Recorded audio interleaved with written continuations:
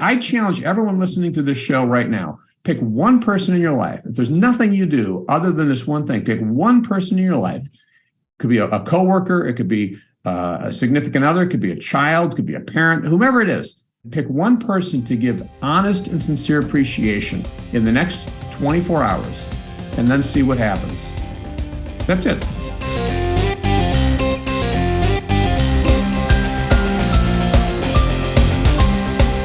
Without further ado, Mr. Joe Hart, CEO of Dale Carnegie. Just to give some perspective, Dale Carnegie Training ignites workplace enthusiasm to produce measurable business results by improving the performance of employees. Just to give some perspective again, Dale Carnegie, Mr. Hart oversees the Dale Carnegie operations in over 90 countries worldwide. And in America, Dale Carnegie, I'm doing my research, they service over 400 of the Fortune 500 companies. That is truly special. And one of the reasons that we were able to get, that we reached out to Mr. Hart is he's coming out with a new book. This coming Tuesday, January 10th, is going to be released. If you pre-order on Amazon, you'll be from the first ones to receive it. It's called Take Command. Joe Hart and Michael Crom, a Dale Carnegie book. Find your inner strength, build enduring relationships, and live the life you want. Mr. Hart, welcome back to Mind Your Business. Yitzchok, great to see you again. Great to be with you, and thank you for having me on your show. Amazing. So let's just talk about the book a little bit.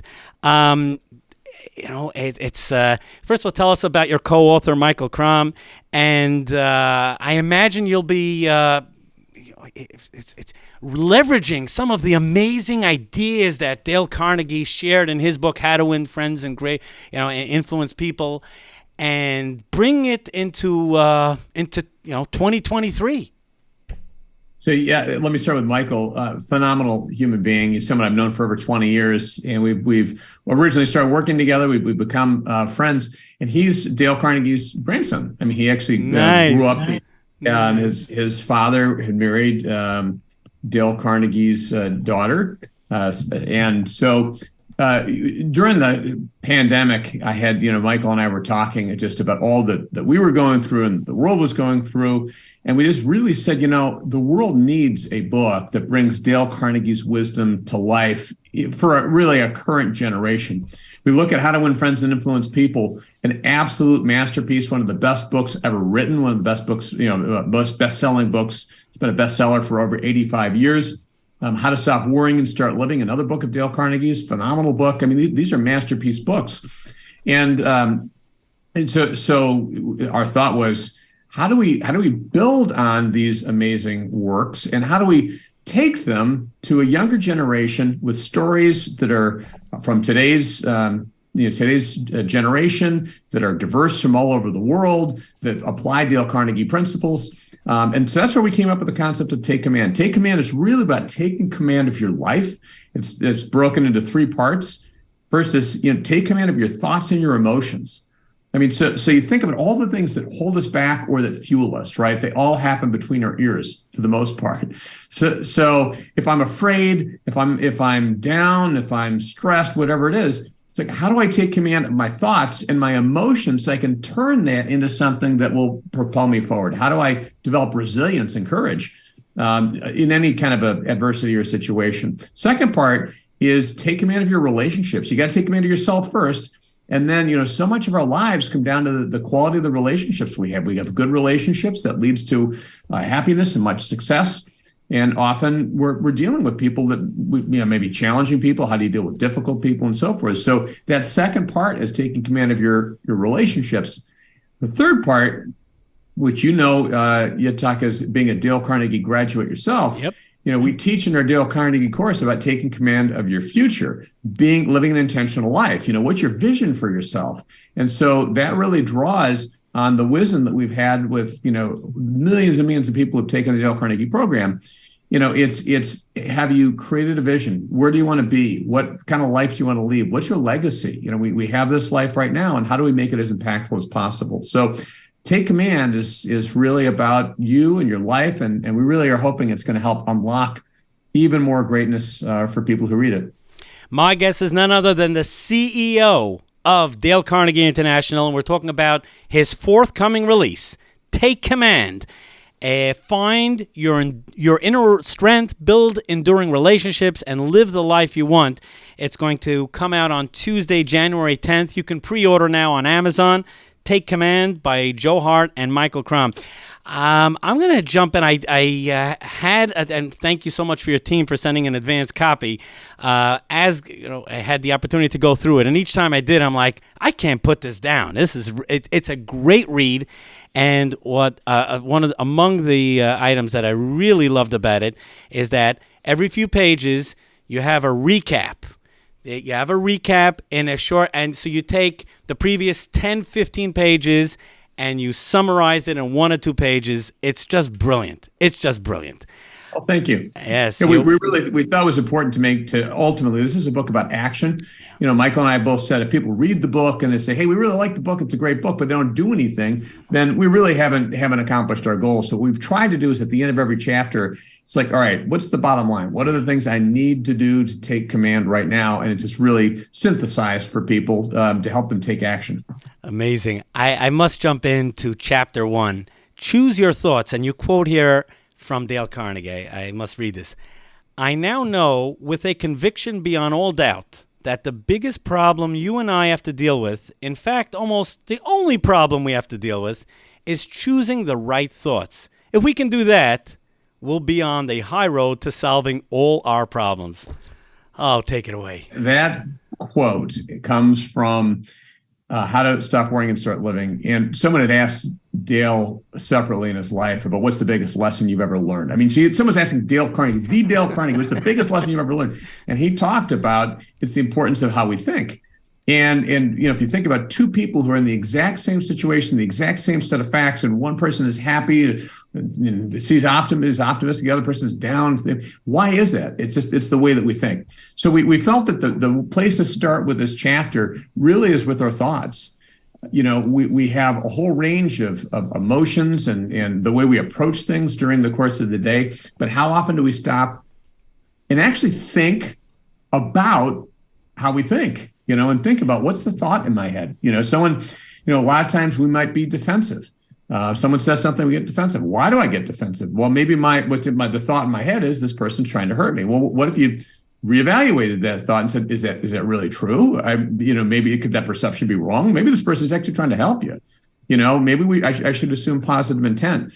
Or, you know, a lot of times social media we see, especially for people who are younger, you know, who are, you know, seeing things happening, it might just really bring them down. You know, I'm not a part of this. I'm missing out. People weren't including me. Okay, well, stop, time out. You know, what's the thought that's going through your head? Well, people don't like me. Maybe I'm not very well.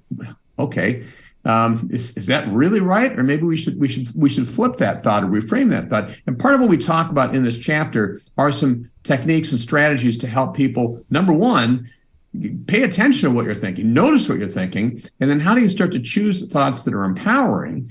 And then we go into the next chapter, which is really about condition your mind for success. It's like, okay, it's great to go into the gym once and lift weights once, but if you really want to get strong, you got to keep going over and over and over. And that's what conditioning your mind for success is about. You develop this ability to think in a constructive way that helps you, empowers you. And how do you make that a mindset so that it becomes just automatic? Tonight's show is all about building great relationships.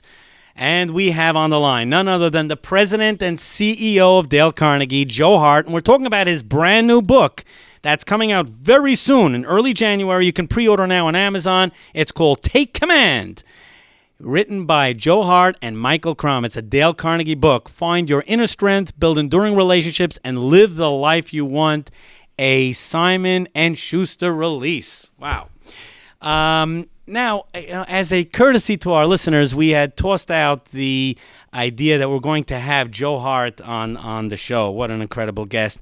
And we opened it up for some questions. So I have 2 questions here, Mr. Hart, if it's okay, that came from the audience. That's great. Okay, one by David Tawil, CEO of Sellers Back Office. Here's his question. What is the number one business trait for building a business at 23 years old? Wow, 23 years old. That is impressive. Yeah. Especially at that age, and maybe at any age. And I'm also speaking as someone who had started. I had my own startup. I was a little older than 23, but I'll tell you what. You don't know what you don't know when you start a business. Usually, especially if it's your first business. If you're 23, I was in my early 30s. But it really is about conviction and belief and persistence. It is. It's going to, in my experience, it was harder than I thought. The things I thought that were going to happen didn't happen. I found myself, working way harder than I ever thought possible, having incredible headwinds that I thought were going to drive us out of business. And thank God they didn't. And part of that was you got to have conviction, you got to have persistence and belief.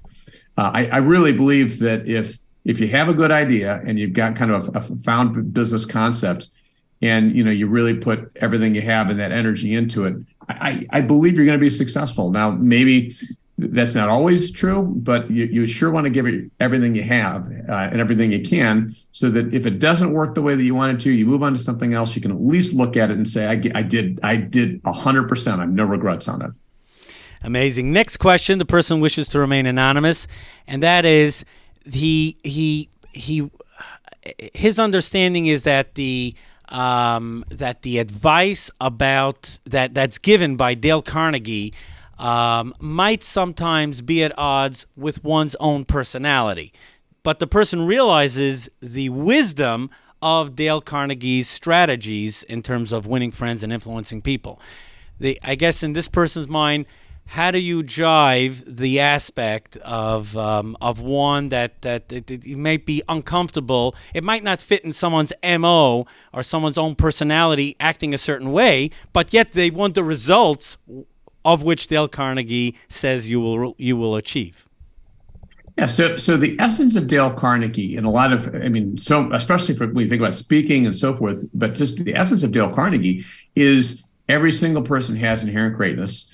And every single person is unique, and you need to live according to your who you are authentically. When we talk about a person giving a presentation, for example, someone might try to be someone they're not. We always say the best talks are those that are truly coming from who you are, from your experience, something you've earned the right to talk about, something you're excited, eager to share, and so forth. So let's start from that kind of point of view. But then, a lot of what Dale Carnegie is, I'm holding up my golden book, and the golden book consists of 30 principles from how to win friends and influence people. These are principles that encourage people to behave a certain way if they want to have stronger relationships. So, for example, the very first principle is don't criticize, condemn, and complain. Now, that doesn't mean that we're not going to have hard conversations with people. It just means that often people who are constantly critical and negative and so forth are not people that we want to be around.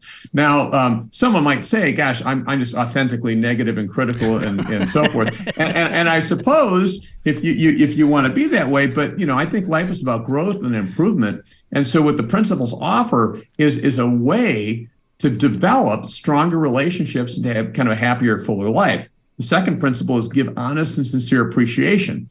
Now, we might have someone who could say, look, inherently, I'm ungrateful. I suppose someone could say that. But the idea, most people aren't going to argue with the fact, it's a good thing to say thank you to people who really are working hard or deserve a compliment. And Dale specifically says, give honest and sincere appreciation. It's not flattery. It is, give someone, if I'm going to compliment, Yitzchok, I was talking to you about your show, and just, how natural you are from a conversation standpoint. You really make this easy on me and on the guests and so forth.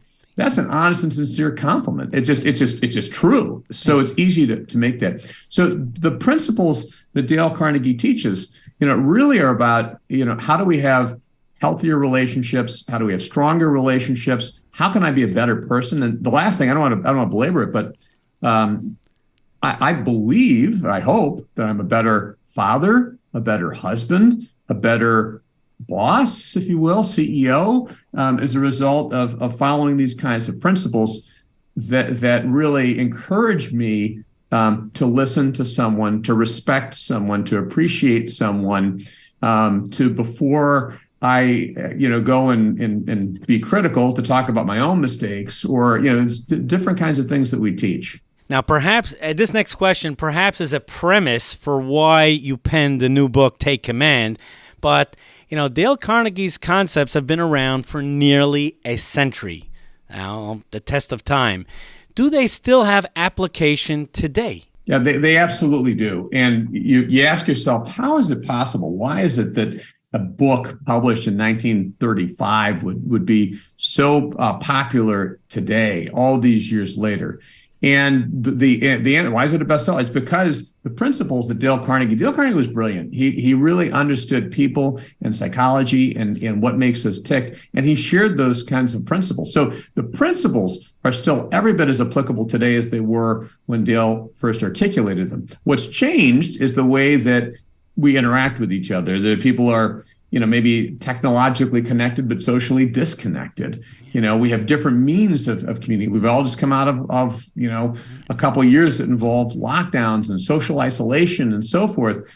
So, these are principles that apply to our current day can really, help us in every aspect of our lives, certainly in our relationships. We talked about chapter 1.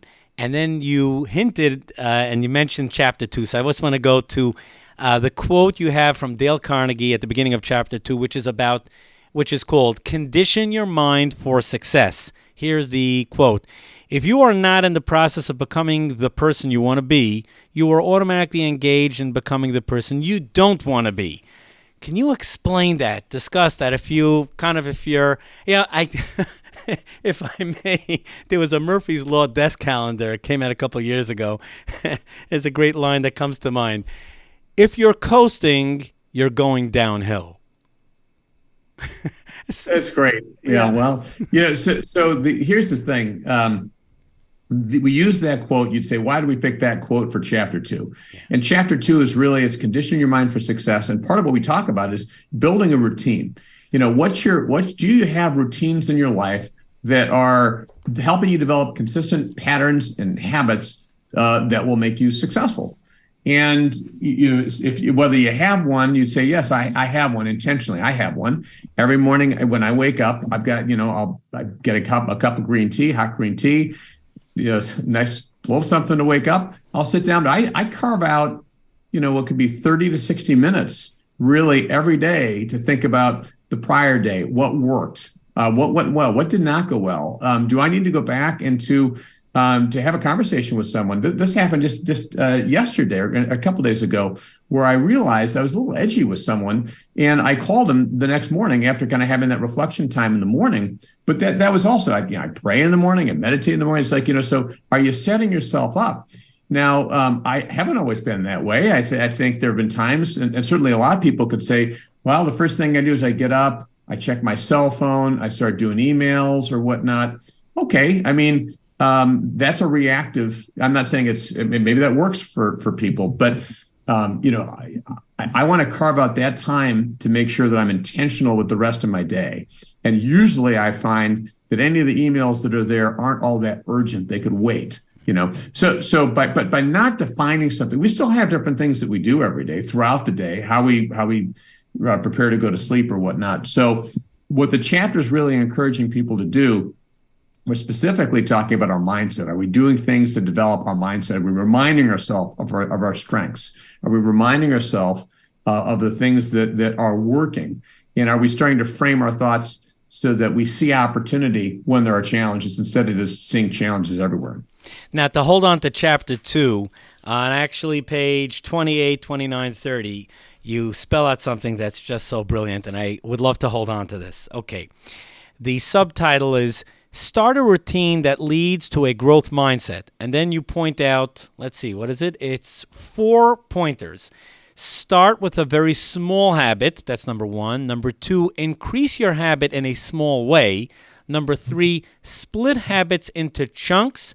And number 4, which is so important to address, when you fall out of the habit, how you can quickly get back in. Could you please focus on those 4 because they're so key. They're so key. Sure, I'd be happy to.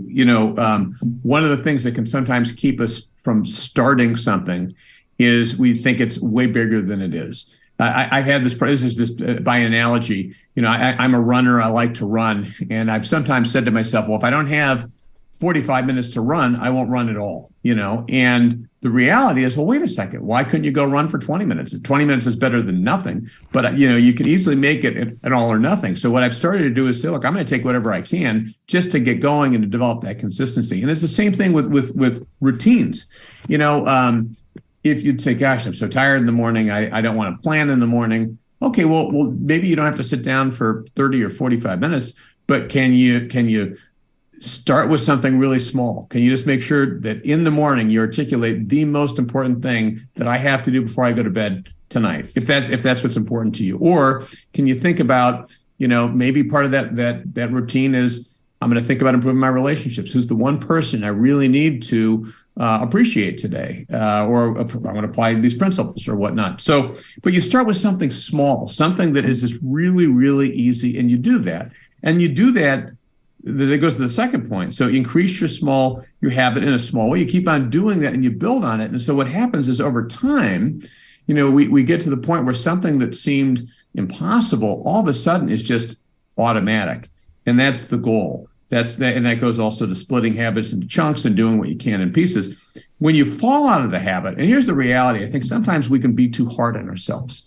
We can all be very self-critical. And there's a different point in the book where we talk about how do we talk to ourselves. We should not say things to ourselves that we wouldn't say to someone that we love or care about. Instead of saying, gosh, I'm stupid. I knew I couldn't do this. I set this thing up in the morning. I knew it wasn't going to work. I'm just not. Time out. Don't, cut yourself some slack. If someone in my life set out to do something and they didn't succeed the first time, I'd never say something like that if it wasn't my kids or my spouse or someone I worked with. But you might say, hey, look, you've done a great job of starting. So what do you need to do to get back on track? So when we get off track, sometimes we beat ourselves up and then we get completely derailed. And the point simply is, life is going to happen. You might wake up, say, we're talking about morning routine, so it could be any kind of routine. But in an example of a morning routine, gosh, maybe you wake up, in the middle of the night. Maybe you're sick. Maybe a child is sick. Maybe you go on vacation. Maybe who knows what happens, and you miss whatever your committed routine is. Just get back on track. Just say, I missed it today. I'm not going to beat myself up. I'm not going to be guilty about it. I'll do better. And you keep doing that. Now, the exception, of course, if someone's just being purely lazy, then you don't cut yourself slack. But if you simply get off track for a legitimate reason, just do your best. Get back on it. My guest is none other than the President and CEO of Dale Carnegie, Mr. Joe Hart, and we are talking about his upcoming release, Take Command. Find your inner strength, build enduring relationships, and live the life you want. A Dale Carnegie book, and it's a Simon & Schuster release. I guess a question that I have for you, Mr. Hart, is this book just strictly personal relationships? Would you say it's applicable for someone who's climbing the corporate ladder as well? What is the context in terms of the business world as it applies through your book, your new release, Take Command? Yeah, the book was really written. It's written for anybody, but it targets maybe even a younger audience, say 22 to 45. And, people who are at different stages of their lives and their careers, and they're trying to figure things out and get to the next step and next level and try to put some maybe rocket fuel behind their career growth. And so a lot of the stories and the examples that we give in the book are specific to business. Some are personal. So it's really a mix. Our hope would be that this is when someone takes command of their life, it's going to help their business life, their career. It's going to help them in their personal relationships. It's going to help them in terms of their community and achieving the things that are valuable to them. Now, Mr. Hart, a consistent theme that you have between your talks and throughout and your works and the upcoming book is as follows: connecting with people authentically and respectfully is one of the most important skills you can have. Can you please elaborate on that? Sure. I mean, everything in life, not everything, but so many things in life come down to our relationships and the quality of our relationships with other people, whether it's the people in our immediate, personal circle, the people who we work with, but connecting with people effectively. Dale Carnegie had said in How to Win Friends, and I think it's true today, if you think about, 15% of what we do that's successful comes from, say, technical skill. 85%, really comes from our ability to interact with others. You can have, in terms of people who are very successful, if you could be really, really great and knowledgeable at your career and whatever it is, you could be an engineer or a lawyer, an accountant, a doctor, whatever. You'd be great at those things technically. And if you can't engage people effectively, you're going to be limited in terms of how far you can go and the impact that you have. So when we talk about connecting with others, it really is about, helping people understand and understand other people, having empathy, trying to see things from another person's point of view, ditching criticism. So how do, I personally think you can almost say anything to someone if you say it in the right way, particularly if you come up from the right with the right spirit, right intention. But that's what that's really about, is helping people connect and learn how to interact with people, or even if people are great at it, how do you get better?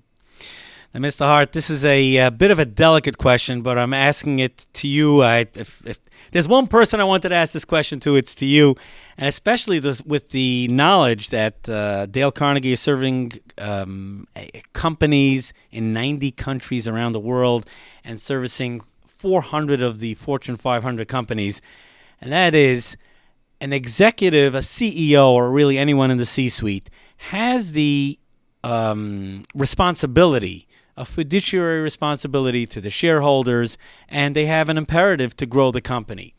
So I guess, how do they balance that with, being a mensch? How do they, on one hand, be an executive, but yet be someone that has empathy, cares about others?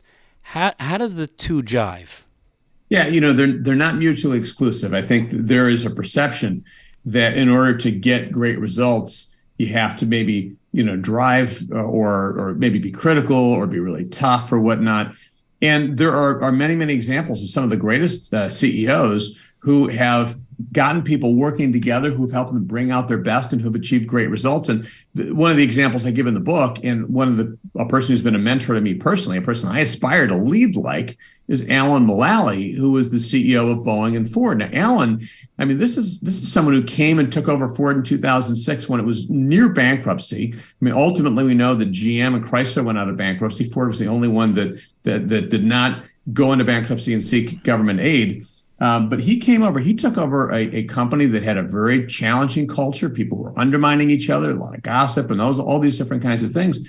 And he said, look, we're not going to have that kind of a culture. We're going to work together. We're going to work as one team, one Ford in that particular case. We're not going to have people undermining each other. He basically set the values for the culture. And he told me personally, look, the CEO has to make sure that they have zero tolerance for people who violate those values.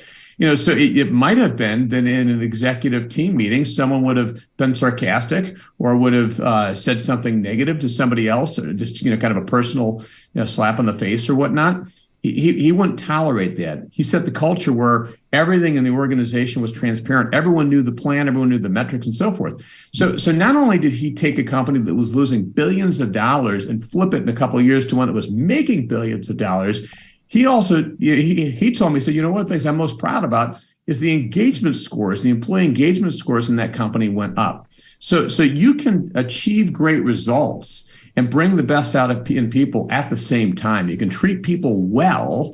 And now, if people aren't getting results, that doesn't mean you tolerate that either. It just means that there's a way that you handle it that at least respects their dignity. If someone clearly doesn't want to be there, then it's a direct conversation, which I get the feeling that maybe you don't want to be here. Or if someone's not hitting their targets, it's, hey, I noticed you've been missing your targets. Let's talk about that and try to assess whether or not the person is capable, whether they're willing, or where do they want to go. Give them a chance. If they don't want to do that or they can't do that, you'd say that's okay. This is probably just not the place for you. So bringing out the best in someone doesn't mean that you tolerate mediocrity. You don't. I've been at Dale Carnegie for 7 years, and I have a board of directors that I report to, and I'm entrusted, and as a steward, I'm required to get results, and I want to get results, and my team wants to get results, and I hope that I'm doing a good job of also helping people along their way be better people, and just really have a good time. Amazing. We're speaking with the CEO of Dale Carnegie, Joe Hart. We're talking about his upcoming release. It's coming out on January 10th, Tuesday, January 10th. Take Command. You can pre-order, of course, hardcover or paperback, and it's going to be, of course, in bookstores nationwide. It's coming out in hardcover, or Kindle, or Audible. That's right. So some people don't like to read the hardcover book. That's right. Digital you can get it as well. Audible. Right. I recorded it myself, I'll tell you. So if people don't like my voice, don't get the Audible.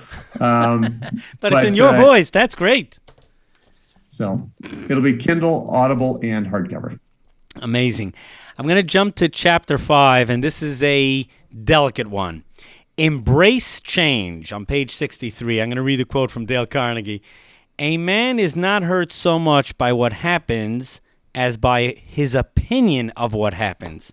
Perhaps you could talk about embracing change, not being terrified of it, and how to kind of run along with it when it's taking place. Yeah, sure. I mean, so much in life is change. I mean, we might want to have the comfort of consistency and stability. We know that life isn't that way. And one of the biggest challenges we have is sometimes not the change itself, but how we respond to the change. Sometimes we get frustrated, we get angry, we get fearful, we get all kinds of emotions that can just really undermine our health, our sleep, our relationships, etc. So one of the principles Dale Carnegie talked about, which we focus on in this chapter, is cooperate with the inevitable, which doesn't mean, that if something bad is happening, you just say, hey, great, I can't do anything, so I may as well just deal with it. What it means is that there are certain things that are going to happen, and cooperating may mean, okay, what can I do? What should I do here? Is there an opportunity here? When I think about as bad as COVID has been on the world, and it was certainly a threat to our business early on, thankfully, we had a team that said, we're going to find a way. We're going to cooperate with this change, so to speak. And we actually flipped our entire business model around the world so that it was no longer simply in person, face to face, but it was also live online. We certified 1,000 trainers in about 4 months. And this is a very rigorous training to get the same kind of results online that we could in person.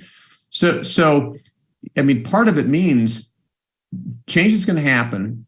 And how do we embrace that change, find opportunity in that change, and not let it not just worry about all the horrible things that could go wrong. Mind Your Business with Yitzchok Saftlas right here on 710 WOR, the voice of New York, and around the world on the powerful iHeartRadio network. And it's the home stretch together with none other than Mr. Joe Hart, the president and CEO of Dale Carnegie International. And we are so excited to be part of the team that is letting the world know about his upcoming release, Take Command. It's coming out on Tuesday, January 10th. Of course, in hardcover, paperback, and in digital. It's going to be in bookstores nationwide. It's a Dale Carnegie book by Joe Hart and Michael Crum. Find your inner strength, build enduring relationships, and live the life you want. What an incredible book, and we were so honored to receive a early advance release. And if you just tuned in, where were you the past 45 minutes? But good news is that Michal and the team make sure that the podcast is up by sometime on Monday on mybradio.com and, of course, on all the popular podcasting channels. And the YouTube episode will be up on or before January 1st. It will be up in a very short order. Mr. Hart, on page 125 of the book, you talk about something, and tonight's show is titled Building Great Relationships. So we want to hone in on the 5 ways to build a great relationship. Number 1 you have is be warm. Number 2, listen. Number 3, find common ground. Number 4, show genuine care. Number 5, give honest and sincere appreciation. Perhaps you could explain the reasons behind each of those points and why they are so critical in building great and long-lasting relationships.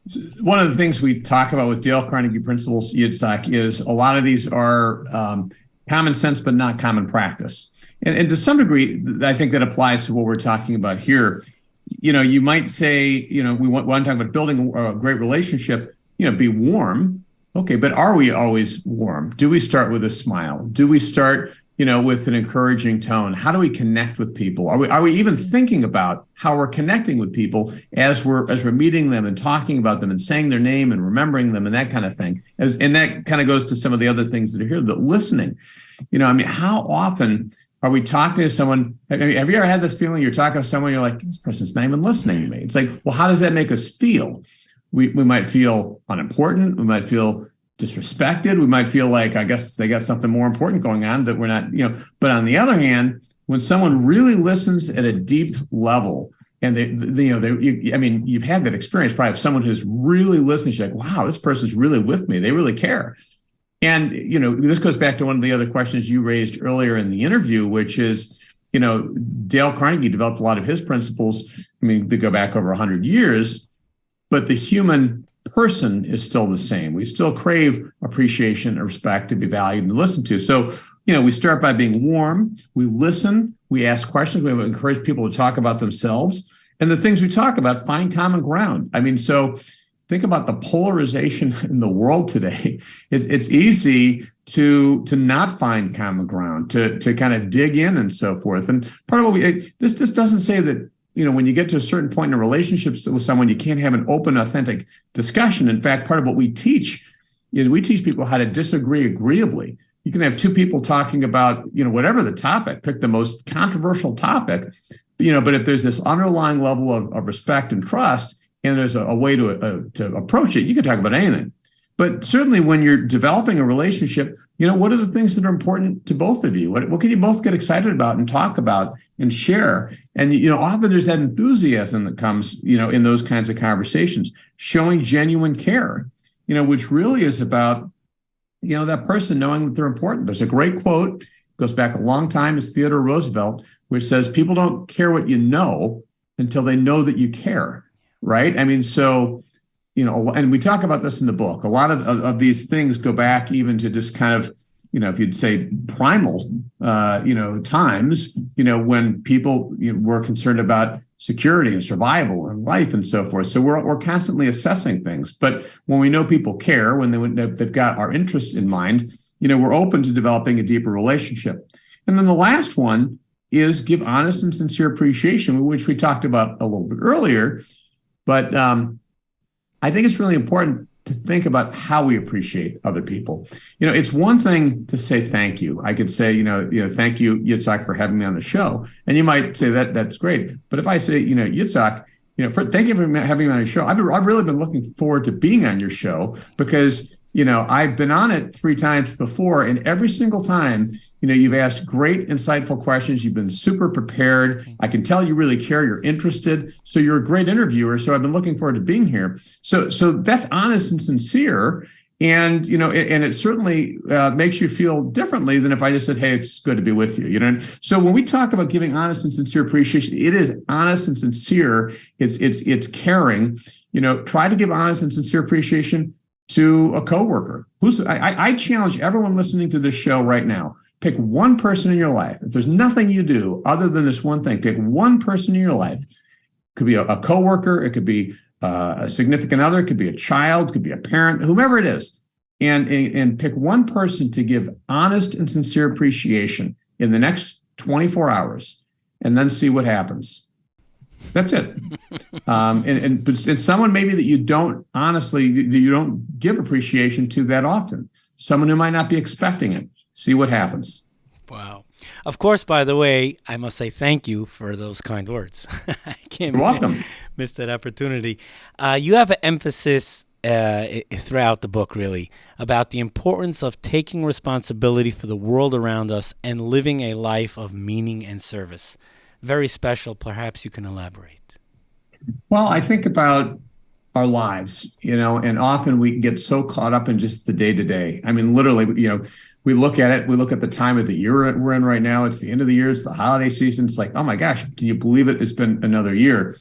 And especially when I've talked to people who are older than me, they will often say, I can't believe how quickly it all went by. And people sometimes look back at their life and they have regrets. I wish I'd done this. I wish I'd been bolder. I wish I'd taken a chance. So, living an intentional life is really about, what's important to you and who's important to you. What are your values and what's your vision for yourself? So that, when you get to the very end of your life and you look back, you say, gosh, I really did the things that were important to me, the things that were meaningful, or I'm leaving a legacy, whatever that legacy might be. But those last 4 chapters of the book are really about getting people to think about something that they may not be thinking about. I had a conversation with one of my sons the other day. He came downstairs and it was the morning and he was just he probably didn't want to hear what I had to say, but I'm like, hey, gosh, this is the day. This is the day we've got. It's a great day. Let's make it a great day. I mean, because when this day's over, it's one less day that we're going to have in our lives, so we should make this day great. And, when we think about kind of with the end in mind, so to speak, who are the people who are important? What are the things that we want to do? What do I perceive my purpose to be? And am I living in accordance with that? Or am I just simply, running from thing to thing and meeting to meeting? Not that those things aren't important. Not that those things aren't things we may need to do. But we always want to have in the back of our mind, why am I doing them? And how does this tie into kind of my larger, purpose or mission? As we approach the close, just want to loop back for a second in the book, chapter 1 and 2, talking about choosing thoughts, conditioning the mind for success. Perhaps you could just give another take at that, because it's like so key. We fly through the day. We have so much on our heads. How important is it, especially in the morning, to take a time out and let me just kind of like recalculating route, as the Garmin used to say. Yeah, it's the most important thing. We were talking earlier about, I made the comment about, it so much of this is what is happening between our ears. You know what I mean? It's what's happening in our mind. Something happens and the question is, how am I perceiving this? What's the thought? Do I think, there's a great quote, it's an old quote, but the quote is, whether you think you can or think you can't, you're right. But that's mental. That's how I am seeing things. Or I might have an interaction and it's about how I'm perceiving those things. So if I take a time out, and I can do this personally, I'm 54 now. Sometimes wonder how I got, it's like 54 years, it's going kind of quickly, but if I look back at my life, I can certainly think about things that happened that I thought were going to be, horribly, the worst case situation. It just never happened, so that gets me to say, gosh, my perception was not right. What about right now? Am I perceiving things the right way? Am I perceiving the way, people's intentions the right way? Am I perceiving a situation the right way? So, those first couple chapters are really about mindset. In our Dale Carnegie research, and we've conducted research in 20 different countries, we've looked at resilience. And 2 things that go to people who are resilient. I mean, again, because you could have 2 people. One is resilient and one is not. What's the difference? It's what's happening between our ears. It's how we see it. And people who are resilient are more positive and more confident. They've got they are confident in their ability to get through a situation, and they're positive. They expect better results and they get better results. So what we want to do with this book is help people be in that position to take command, be strong, be resilient, and live the life that they want to live. What an incredible show. What an incredible show. We're talking all about the upcoming release called Take Command by Joe Hart and Michael Crum, a Dale Carnegie book. Find your inner strength, build enduring relationships, and live the life you want. This wraps up a great edition of Mind Your Business. We'd love to hear from you, and if you want to have your business featured on the show, reach out to Michal, the producer, at 718-412-3505. This wraps up an incredible edition of Mind Your Business. Tune in again next Sunday night for another great edition of Mind Your Business right here on 710 WOR, the voice of New York. Have a successful week. Thank you for watching, and make sure to subscribe to this channel and be notified every single time a new video goes live. Don't miss out on any of the weekly interviews that I have with top business leaders, sometimes Fortune 500 executives. Hit subscribe and turn on notifications.